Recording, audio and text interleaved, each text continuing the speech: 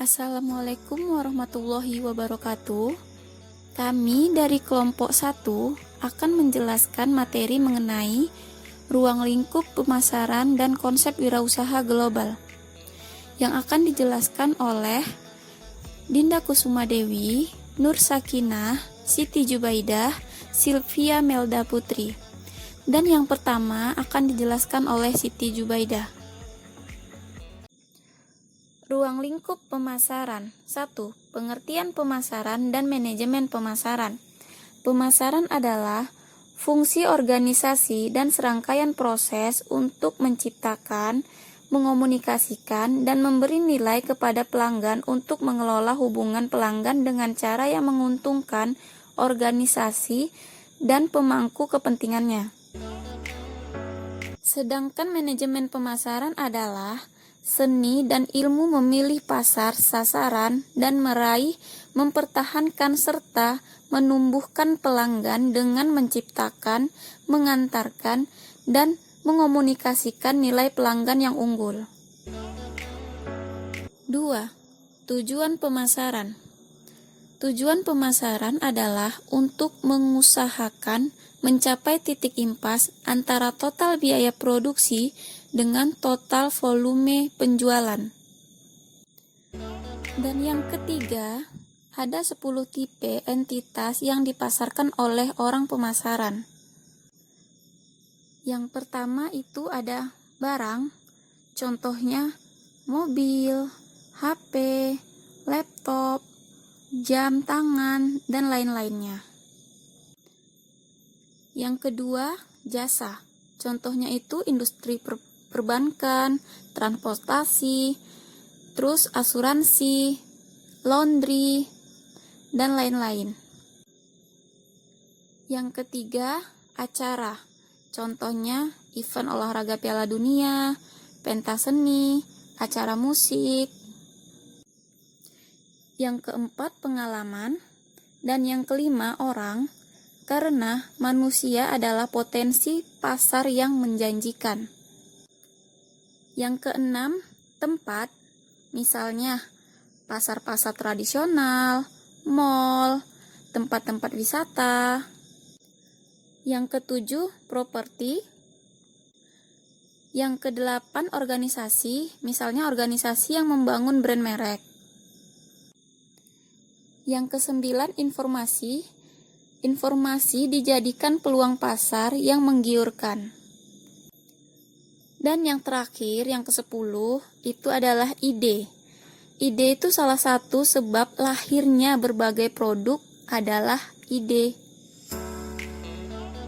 Sekian penjelasan dari saya, kemudian akan dilanjutkan oleh Nur Sakinah.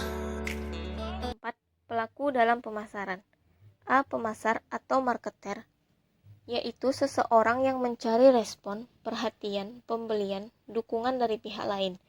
Contohnya yaitu penjual. B. Prospek, yaitu pemberi respon, contohnya itu pembeli. C. Pasar, yaitu tempat di mana pembeli dan penjual berkumpul. Yang kelima, konsep dan orientasi pemasaran. A. Konsep produksi, yaitu salah satu dari konsep tertua dalam bisnis. Konsep produksi menegaskan bahwa konsumen akan lebih menyukai produk yang tersedia secara luas dan murah.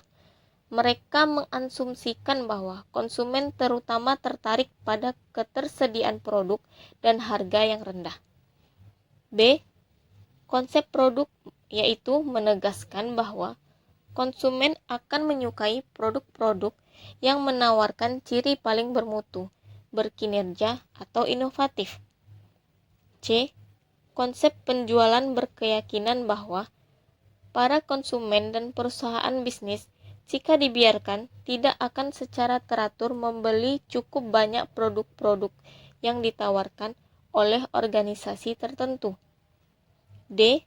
Konsumen pemasaran, yaitu sebuah filosofi bisnis yang menantang 3 orientasi bisnis yang baru saja dibahas. Konsep ini berkembang sejak tahun 1950-an.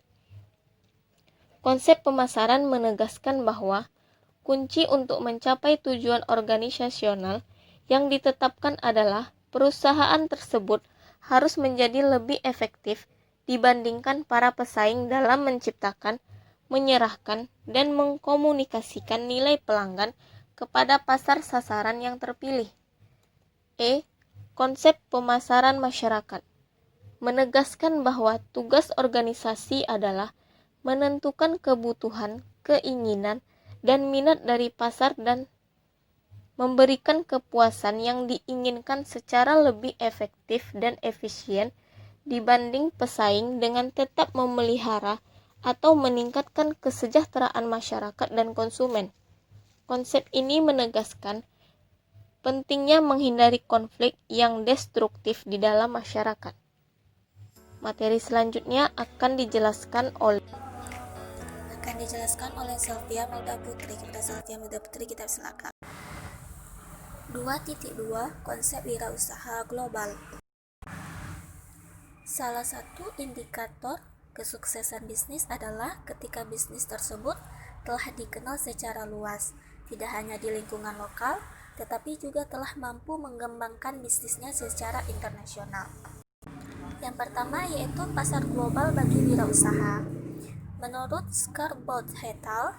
2009, kesuksesan bisnis di pasar global dapat membawa sejumlah manfaat berikut. Yang pertama yaitu mengimbangi penurunan penjualan dalam pasar domestik. Yang kedua, meningkatkan penjualan dan laba. Yang ketiga, memperpanjang daur hidup produk. Yang keempat, mengurangi biaya manufaktur. Dan yang kelima, menurunkan biaya produk. Yang kedua yaitu strategi menjangkau pasar global, yaitu membuat situs web bergantung pada perantara perdagangan, melakukan outsourcing untuk produk, menciptakan usaha patungan, membuat perjanjian lisensi asing, waralaba, menggunakan contracting dan barter, mengekspor jasa, dan mendirikan lokasi internasional. Selanjutnya yang akan disampaikan oleh Dinda Kusuma Dewi. Kepada Dinda kita silakan. Tantangan di pasar global. Di balik besarnya manfaat yang dijanjikan oleh pasar global, terdapat sejumlah tantangan yang perlu diatasi oleh para wirausaha. Berbagai tantangan yang ada berpotensi menghambat kesuksesan bisnis yang dijalankan jika tidak dapat ditangani secara bijak. Sejumlah tantangan tersebut antara lain sebagai berikut. Yang pertama, hambatan domestik. Seringkali hambatan utama yang dihadapi wirausaha saat ini ingin mengglobal adalah hambatan yang berasal dari dalam negeri. Yang kedua, hambatan internasional.